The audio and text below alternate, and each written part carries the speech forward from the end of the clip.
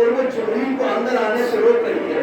جبریل نے دیکھا, دیکھنے کے بعد کہا تیری کیا حیثیت, تو مجھے اندر آنے سے روکے, تو مجھے اندر آنے سے روکے, مجھے جانتی نہیں ہے میں آیت لانے والا, میں کوئی روح کو گھر پر اٹھانے والا, تو کہاں, تیری حیثیت کہاں, تو مجھے دیکھے. تو مبنی نے ایک عجیب سا جواب دیا, کہا تم چاہے جو بھی ہو, جو اس لیے کہ جو اندر بیٹھا ہے, جو اندر بیٹھا ہے, جو اندر بیٹھا ہے وہ دکھاوا نہیں دیکھتا, خلوص کو دیکھتا ہے.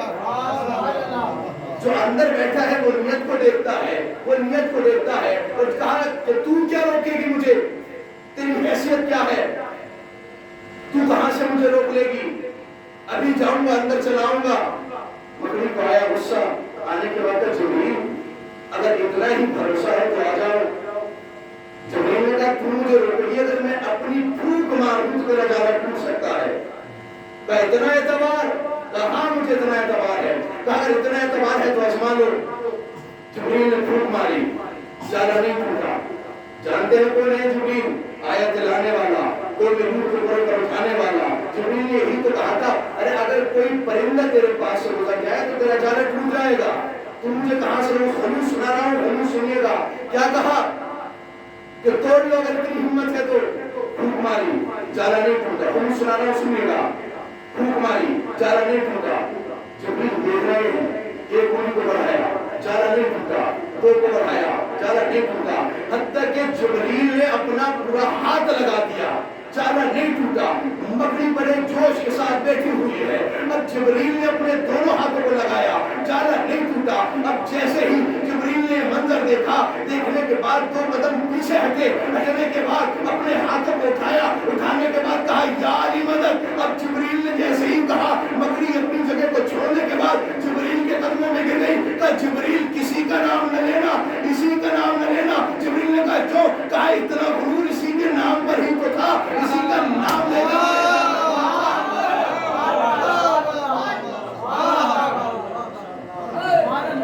اتنا خلوص, اتنا اعتبار, اتنا یقین اسی نام پر ہی تو تھا. یہی تو نام تھا کہ جو میں نے لے کر جانا بولا تھا. مجھے زیادہ تفصیل میں نہیں جانا, اپنے موضوع کی طرف آ جانا ہے. کل بات ہوئی تھی شجرہ طیبہ کے کتنے ذمہ دار ہیں. قسم خدا کی اگر یہاں سے گفتگو سن لینا, اگر فرش پہ بیٹھ کر عرش پہ بیٹھے ہوا محسوس نہ ہو تو مجھے بتا دیجیے گا. اب جو میں گفتگو کرنے جا رہا ہوں ضروری ہے کہ ذہن حاضر ہونا چاہیے. شجرہ طیبہ کے کتنے ذمہ دار, دو. ایک کا نام ابو طالب, دوسرے کا نام, مجھے یقین ہو گیا کہ میری گفتگو مکمل آپ تک پہنچ رہی ہے. کیا دو ذمہ دار, ایک کا نام خدیجہ, ایک کا نام ابو طالب. جناب ابو طالب کا آپ نے ذکر سنا, میں نے سنایا. احسان کرو اپنی اوقات کے مطابق, بدلہ دیں گے ہم اپنی حیثیت کے مطابق. اب خدیجہ کو سن لیجیے گا. کون خدیجہ, عصمت و طہارت کی ملکہ خدیجہ. کون خدیجہ, جس کا باپ خویلد تھا, تاجر خدیجہ. کون خدیجہ, وہ خدیجہ کہ جس کی امیری کا یہ عالم تھا کہ مکہ سے 80 ہزار اونٹ تجارت کے لیے روانہ ہوا کرتے تھے. اور تاریخ میں یہ ہے کہ جب پہلا اونٹ یمن میں قدم رکھتا تھا تو آخری اونٹ کا قدم مکے سے نکلتا تھا. یہ عالم تھا جناب خدیجہ کی امیری کا. اتنی مالدار تھی جناب خدیجہ. قافلہ روز روانہ ہوتا تھا, یہاں سے گفتگو. جب قافلہ روز روانہ ہوتا رہا, لگاتار 3 دن تک جناب خدیجہ کے مال کی چوری ہوتی رہی. مکمل توجہ, 3 دن تک لگاتار چوری ہوتی رہی. اب جیسے ہی اس عصمت و طہارت کی ملکہ نے اس منظر کو دیکھا, دیکھنے کے بعد عصمت و طہارت کی چادر کو زیب تن کیا, کرنے کے بعد پہنچی ابو طالب کے ڈیرے پر. آخر ڈیرے کا مطلب کیا ہے, آخر یہی تو ہوتا ہے تنبوہ ماں. لیکن ڈیرے کا مطلب یہ بھی ہے کہ جہاں پر مسافر آتے ہیں اور کھانا کھا کر چلے جاتے ہیں, آتے ہیں, ٹھہرتے ہیں, کھانا کھاتے ہیں. اب میں کہتا ہوں کہ غلط لکھا تاریخ نے, غلط ہے مورخ, کہتا ہے ابو طالب غریب تھے, ابو طالب غریب تھے. اب بھیا میں کہتا ہوں سنیے گا, میں کہتا ہوں جس وقت مکے کے گھروں میں, مکے کے ڈیرا چلتا تھا. غلط کہتی ہے تاریخ کا ابو طالب غریب تھے.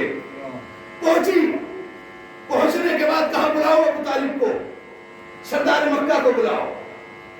آنے کے بعد سوال کیا, کہا کون؟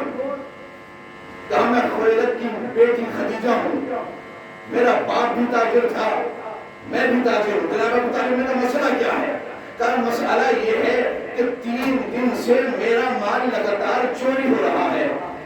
اب میں ٹھہری خاتون ذات, میں کہاں جاؤں, کیسے پتہ لگاؤں؟ آپ ہو سردار مکہ,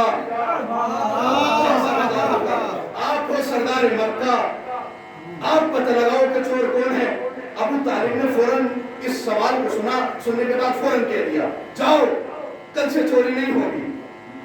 اب جناب خدیجہ چلی, یقین تھا خدیجہ کو, لیکن یہ غلام تھا ساتھ جس کا نام تھا میسرہ. وہ تڑپنے کے بعد فوراً سوال کیا, کہنے لگا خدیجہ پوچھ تو لیجیے کیسے رکوائیں گے؟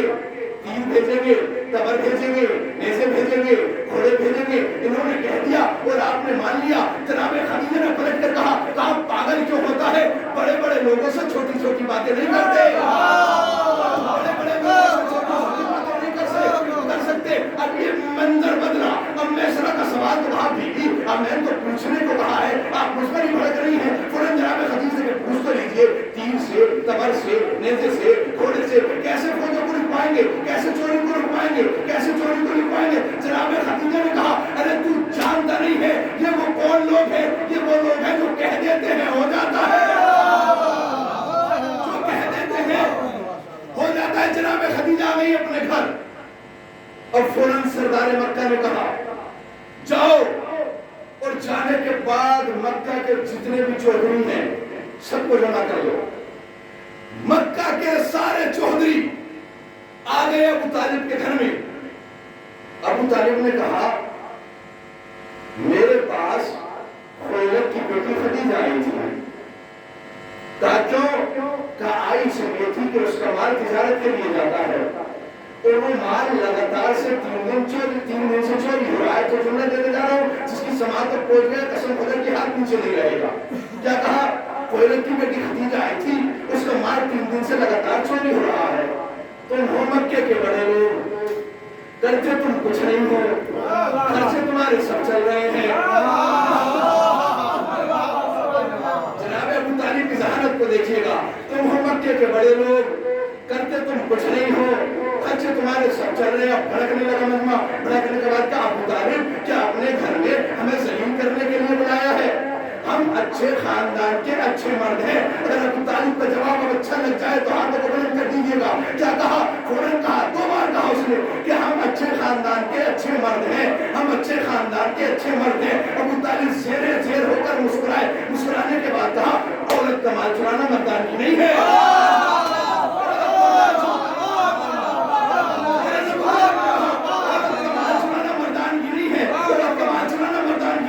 اب جیسے ہی دیکھا ابو طالب نے ہاتھ دکھایا, کچھ ہاتھ کی کر دکھاؤ, ٹھالی والی مت پورا کرو. آپ اتنے خاموش نہیں بیٹھیے گا, میں آپ سے نہیں کہہ رہا ہوں کہ ابو طالب نے لوگوں سے کہا تھا کہ ٹھالی کی مت کھاؤ, کچھ کر لیا کرو. کہ ابو طالب کیا کرے, ہمارے پاس تو کچھ ہے ہی نہیں. کہا کچھ تو ہوگا, کہا کچھ بزنس کر لو. کیا کرے کس کے ساتھ؟ کہا کہو تو خدیجہ کے ساتھ کرا دوں. دنیا آسانی سے جو میرا اچھا اگر کوئی ٹھیلے والا لاہور میں مل جائے اس سے کہہ دیجیے گا ذرا کہ میں آپ کا بزنس مکیش امبانی کے ساتھ کرا دوں. قسم خدا کی بھی خوش ہو جائے گا. اور وہاں پر منظر ایسا ہی تھا, کچھ لوگ بیہوش ہوتے ہوتے بچے. کہا خدیجہ کے ساتھ؟ کہا کچھ تو ہوگا پاس, 1 مٹھی گیہوں, 1 مٹھی چاول, تلوار, گھوڑا, اونٹ, سونا, چاندی, جو بھی ہو لے آؤ. کہا ابو طالب ہمیں فائدہ کیا ہوگا؟ کہا 1 مٹھی گیہوں لے کر آؤ, وہ لے لینا. 1 تلوار لے کر آؤ, وہ لے لینا. 1 گھوڑا لے کر آؤ, وہ لے لینا. انہوں نے کہا ابو طالب ہم خدیجہ کو تو نہیں جانتے, لیکن آپ کو ضرور جانتے ہیں, میں آپ سے مطلب ہے. جناب ابو طالب نے کہا جاؤ, اور جانے کے بعد جو جو پاس ہے لے آؤ. جب خدیجہ کا مال تجارت سے ڈبل لے لینا. اب گئے جلدی. کہا اس سے بڑھیا تجارت تو ہو ہی نہیں سکتی, ایک مجھے ڈبل مل رہا ہے.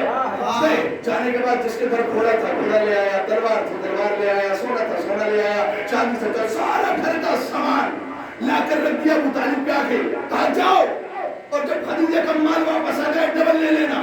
اب جیسے ہی مکہ کے چودھری گھر سے نکلے، غلام کو بلایا، بلانے کے بعد کہا جاؤ اور خدیجہ سے کہہ دو اپنا مال لے لے،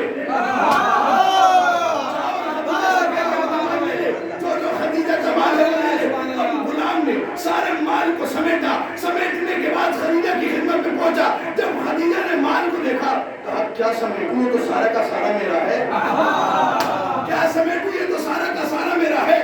ابو طالب کرنا کیا ہے؟ کیا کرنا کچھ نہیں ہے، جب یہ مال تجارت کرو، جب یہ مال واپس آئے تو بس اتنا کرنا، اس کا ڈبل ان چوہدریوں کو پہنچا دینا۔ کہا ٹھیک ہے۔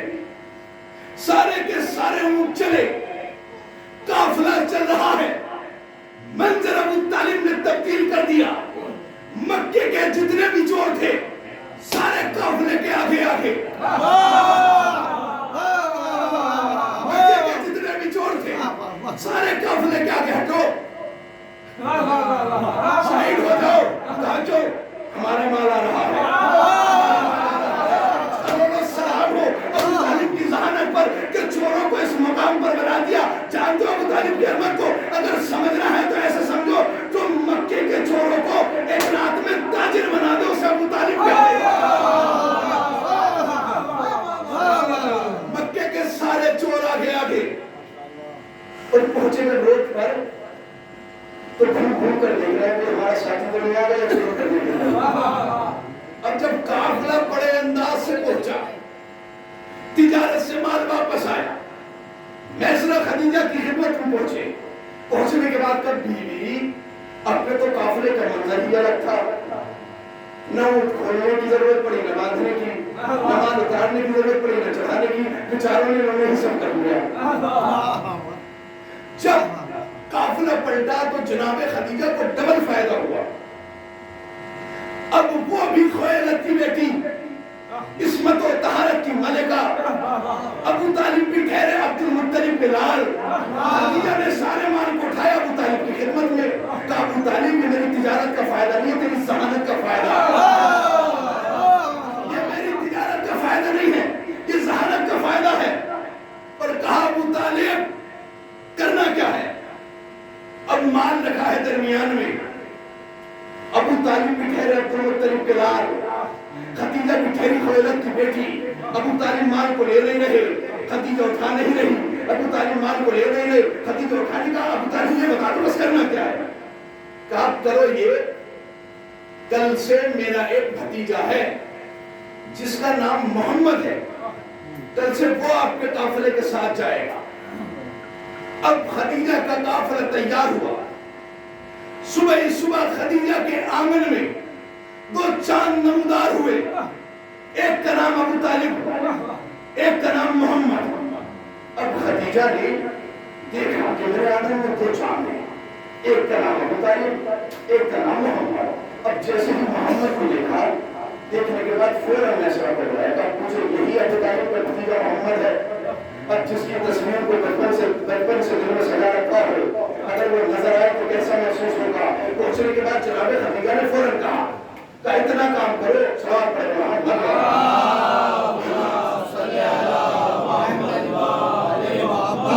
سلمان ذرا بیداری کے ساتھ پڑھا کرو، کیونکہ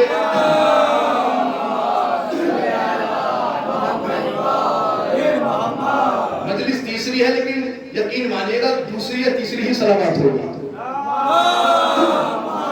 میں پڑھتا رہتا ہوں، صلوات نہیں بھجواتا، آپ سنتے رہتے ہیں۔ پہنچے، اب کہا میسرہ قافلہ جائے گا، کرنا کچھ نہیں ہے۔ کبھی بھی کرنا کیا ہے؟ کہا کچھ نہیں کرنا، بس یہ دیکھنا ہے ابو طالب کا بھتیجا محمد چلتا کیسے ہے، بیٹھتا کیسے ہے، اٹھتا کیسے ہے، سوتا کیسے۔ لاوڑ میں اگر اس طریقے سے سنا جائے گا، کیا کہا؟ چلتا کیسے ہے، اٹھتا کیسے ہے، بیٹھتا کیسے ہے۔ کہا میسرہ کچھ نہیں کرنا ہے، صرف محمد کا سایہ بن کر ساتھ جانا ہے۔ اب میسرہ نے دیکھا، دیکھنے کے بعد محمد کے چاروں طرف اپنی نگاہوں کو دوڑایا، دوڑانے کے بعد دیکھا، دیکھنے کے بعد کہا بیوی مجھے آپ کی عقل پر حیرت ہو رہی ہے۔ کہا کیوں؟ کہا بیوی تم مجھے اس کا سایہ بننے کے لیے کہہ رہی ہو جس کا سایہ خدا نے بھی نہیں بنایا۔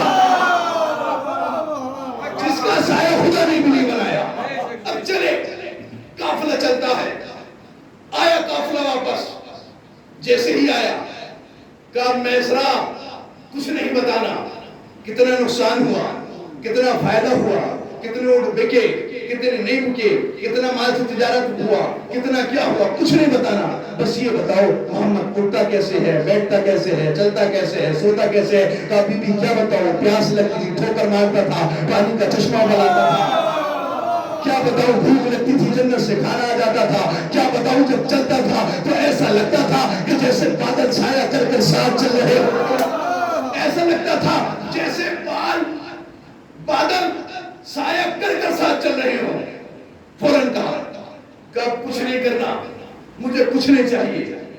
شام کی تجارت کا فائدہ میسرا تیرا, یمن کی تجارت کا فائدہ میسرا تیرا, 70 سنہرے بالے والی اٹھنی بھی تیری, سارا کا سارا مال تیرا. بس ایک کام کرنا ہے. کہا بی بی کیا کرنا ہے؟ کہا کرنا اتنا ہے کہ میرا رشتہ ابو طالب کے یہاں محمد کے ساتھ لے کر جانا ہے. اب اتنا سنا, میسرا نے فوراً کہا بی بی یمن کی تجارت کی بات آپ نے کی, میں نے نہیں. 70 سرہانے والی بالی اٹھنی کی بات تم نے کی, میں نے نہیں. یمن کی تجارت کا فائدہ آپ نے کیا, آپ نے بیان کیا کہ تمہیں ملے گا, مجھے نہیں. کہا بی بی ایک بات کہوں؟ کہا کیا؟ کہا کام بڑا ہے دام چھوٹا ہے.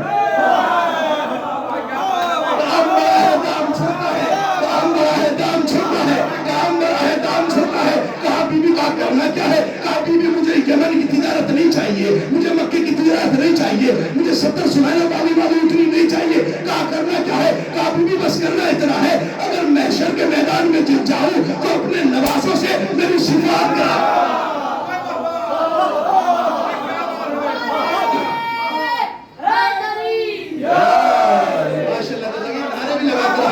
کیونکہ شاعر نے کہا تھا کہ ہاں عہد ستمگر میں تیرے واسطے مولا, ہاں عہد ستمگر میں تیرے واسطے مولا. ہے بولنا دشوار مگر بول رہا ہے, یہ نعرہ حیدر نہیں ہو تو تمہارے, یہ مالی شرافت کا اثر بول.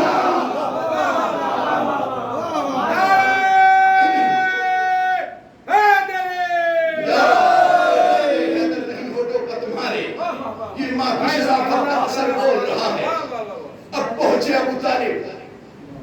آخر ذہن میں رکھیے, اچھا ہر بارات کا ذکر ہوتا ہے لیکن صرف جناب خدیجہ کی بارات کا ذکر نہیں ہوتا. کبھی سنا ایک خطیب تھے امروہہ کے, ان سے پوچھا کہ رسول کی کتنی باراتیں گئی تھی؟ کبھی میں تو اس وقت تھا اور نہ میں رسول کی بارات گیا تھا, لیکن ہاں اتنا ضرور جانتا ہوں کہ اگر کسی بارات میں نہیں گیا, میں نے کسی بارات کو نہیں دیکھا, لیکن اگر دیکھا ہے تو صرف ایک بارات کو دیکھا ہے. کہا کسے؟ کہا وہ جو جناب خدیجہ کے گھر گئی تھی, اس کے علاوہ میں کسی بارات کو نہیں جانتا. آخر ذکر کیوں نہیں ہوتا؟ ذکر اس لیے نہیں ہوتا کہ اگر یہ ذکر کیا کہ محمد کی بارات آئی تھی خدیجہ کے گھر, تو یہ بھی ذکر ہوگا آئی کہاں سے تھی. یہ بھی ذکر کرنا پڑے گا کہ آئی کہاں سے تھی. آئی تھی ابو طالب کے گھر سے. اب سنیے گا, اب آئی بارات جناب خدیجہ کے آنگن میں, ایک طرف ابو طالب, ایک طرف محمد. ابو طالب نے نکاح پڑھنا شروع کیا. سب سے پہلے ابو طالب نے کہا بسم اللہ الرحمن الرحیم, سب سے پہلے کہا الحمدللہ. شاید تاریخ پر آپ کا غور نہیں ہے, ابھی قرآن نازل ہونے میں بہت سال ہیں, بہت سال ہیں, بہت سال ہیں. ابو طالب کہہ رہے الحمدللہ, ابو طالب کہہ رہے الحمدللہ, الحمدللہ. میں کہوں گا آج مجھے سمجھ میں نہیں آتا کیوں ابو طالب کی عظمت کو گھٹاتے ہیں, کیوں منزلت کو گھٹاتے ہیں. کہا جب قرآن نازل بھی نہیں ہوا تھا تو ابو طالب نے قرآن کا پہلا جملہ پڑھ دیا تھا الحمدللہ. یہ عظمت ہے ابو طالب کی, یہ وقار ہے ابو طالب کا. اور کیا جانے گا کوئی ابو طالب کی عظمت کو, کیا جانے گا کوئی ابو طالب کے وقار کو. جوڑا کس لیے گیا تھا؟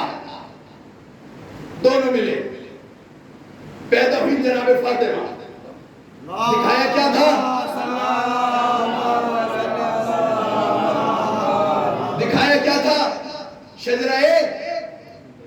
شجرہ طیبہ، یہاں سے شجرہ طیبہ کی شاخیں چلی جناب فاطمہ زہرا، اس کے بعد حسن و حسین. انشاءاللہ کوشش یہی کروں گا کہ کل سے یہیں سے گفتگو اسٹارٹ کروں. انشاءاللہ کل امام حسین سے گفتگو اسٹارٹ ہوگا، پتہ چلے گا. کیوں؟ اس لیے کہ تقریباً مجھے 25 منٹ پڑھتے ہوئے ہو چکے ہیں اور میں چاہتا ہوں کہ مجلس کو 30 سے 35 منٹ میں ختم کروں. مجھے مسائل بھی پڑھنے ہیں. بیدار رہیے گا، سننے کا چچا بالکل سنیے گا. 10 دن میں یہیں پر ہوں اور آپ کو ہی سناؤں گا انشاءاللہ. آپ بیدار رہیے گا بالکل. 1 گھنٹے کی بھی ضرورت پڑے گی تو 1 گھنٹہ بھی پڑھوں گا، ٹینشن نہ لیجیے.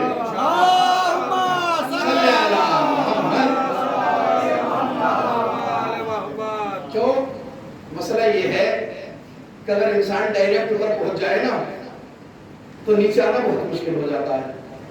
اور اگر سینے کے ذریعے پیڑی چڑھ چڑھ کر جائے نا تو اس کے لیے اترنا بہت آسان ہے. ہاں بالکل.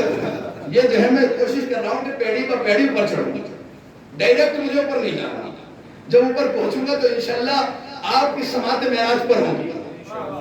اور ماشاءاللہ آپ بہت اچھا سن رہے ہیں. خدا آپ کو سلامت رکھے. کل یہیں سے گفتگو اسٹارٹ ہوگی. جناب فاطمہ الزہرا سلام اللہ علیہا، اس کے بعد امام حسین، اور اسی طریقے سے گفتگو چلتی رہی. کل مجھے پڑھنا ہے مسئلہ فدق جو جناب فاطمہ الزہرا سلام اللہ علیہا سے منسوب ہے، اور صرف جناب فاطمہ الزہرا سلام اللہ علیہا کا ہی تذکرہ کرنا ہے. بس یہ ہے کہ گزارش یہ کروں گا کہ آپ ماحول ایسا بنا لیجئے، ایسا نہیں ہو کہ آپ اس وقت آئیں کہ جب گفتگو بیچ میں ہو. کوشش یہ کریے گا.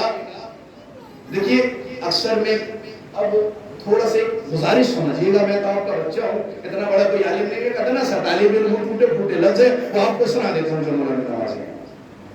یہ سن دیجیے ہم نے ماحول کیا بنا رکھا ہے. یہ ایک اہم بات ہے. 3 چیزیں ہوتی ہیں: مرثیہ خوانی، خطابت، شب بیدار. ماحول یہ بن چکا ہے اگر مرثیہ اور خطابت ہو تو ہمارا نظریہ یہ رہتا ہے کہ ہم خطابت میں جائیں گے، اور اگر شب بیداری ہو جائے تو مرثیہ بھی ختم، خطابت بھی ختم. بس یہی کہ جب محی خان کھڑا ہوگا ہم جب پہنچیں گے. اس معیار کو بدلیے. کیوں؟ اس لیے کہ مرثیہ مجلس کا جزء ہے. دیکھیے اگر آدھی بات کہیں بھی جائے تو وہ سمجھ میں نہیں آتی.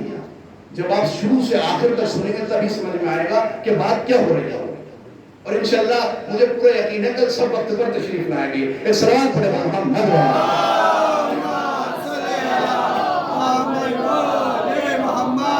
کل مسئلہ فدق سب ذہن میں رکھیے گا. اور انشاءاللہ کل ایسی گفتگو کروں گا کہ آپ کی سماعت معراج پر ہوں، اور وقت بھی انشاءاللہ ضرور بڑھاؤں گا.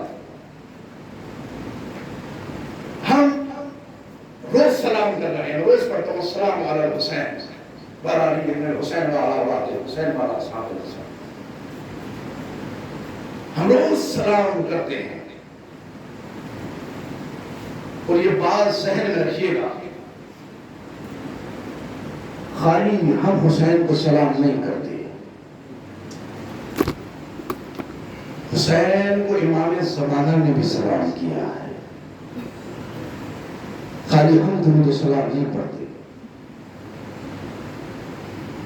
اس نے بھی سلام کیا ہے ایسے شہید نے کہ جس کے ہونٹ زخمی ہیں، دانت ٹوٹا ہوا ہے، پشت زخمی ہے، ہاتھ سے پشت بندے ہیں، دارالامارہ کی چھت پر کھڑا ہے، سلام پیش کر رہا ہے.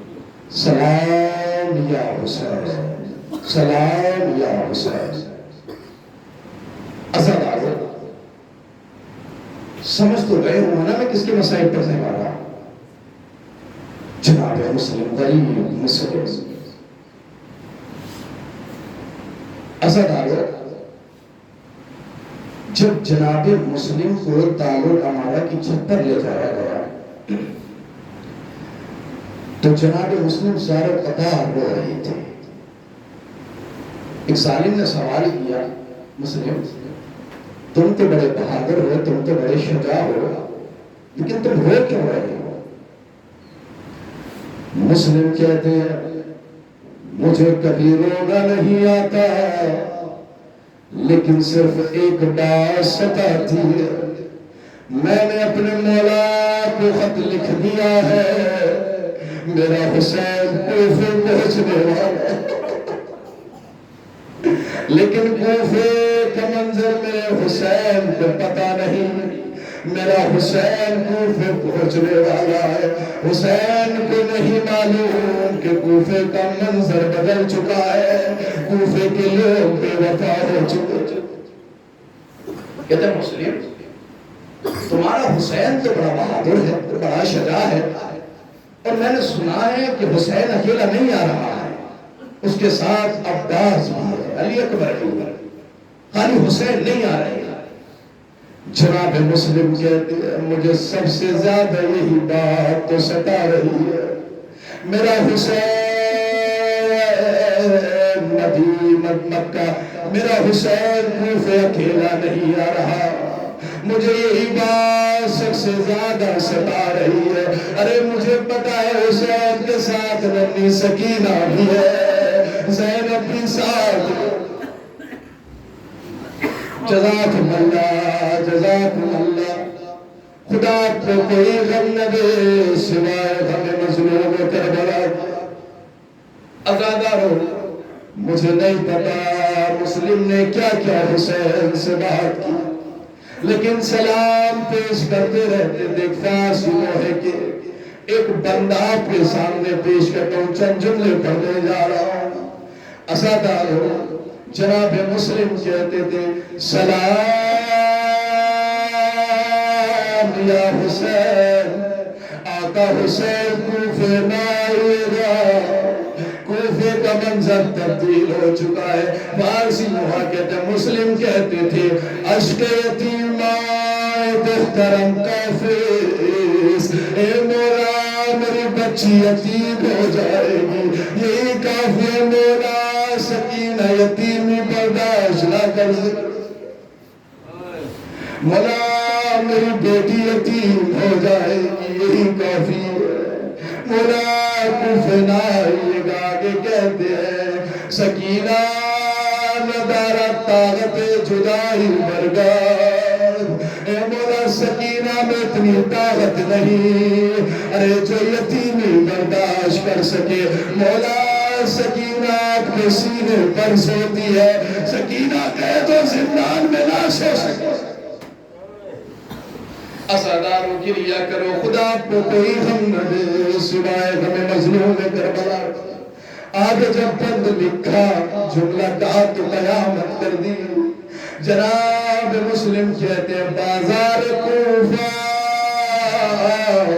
زینب فاطمہ، ارے بازار کوفہ فاطمہ کی بیٹی زینب آ رہی ہے، مولا کوفے نہ آئیے گا، ارے ظالم انتظار میں ہے، ارے کب زینب کوفے آئے ہم اس کی چادر کو نیزوں سے اتاریں۔ جزاکم اللہ، جزاکم اللہ، خدا آپ کو کوئی غم نہ دے سوائے غم مظلوم کربلا کے۔ مسلم یہی فریاد کرتے تھے مولا کوفے نہ آنا، میں واسطہ دیتا ہوں پروردگار عالم جتنے جلدی ہو سکے ہمارے امام کے ظہور میں تاجیل فرما، تجھے واسطہ اس وقت کا کہ جب مسلم کی بیٹی کے حسین یتیمی کا پرسہ دے رہے تھے، حسین کی بیٹی سکینہ دیکھ رہی تھی، کیا دیکھتی ہے بابا حسین سر پر ہاتھ پھیرتے ہیں، بالیاں پہناتے ہیں، ارے میں کہوں گا مولا اس منظر کا بھی واسطہ، ارے ذرا کربلا کے میدان میں آئیے گا، ارے جب حسین شہید ہو چکے سکینہ انتظار میں ہے، کوئی ہاتھ سر پر رکھے گا، کوئی بالیاں پہنائے گا، لیکن ہائے مولا ارے منظر ہی عجیب ہے، کوئی آتا ہے سکینہ کے بال کھینچتا ہے، کوئی آتا ہے تماچے مارتا ہے، کوئی آتا ہے گوشوارے اتارتا ہے، سکینہ یتیمی کیسے برداشت انا للہ و انا الیہ راجعون رسم بقضائہ و تسلیما لامرہ ماتمی حسین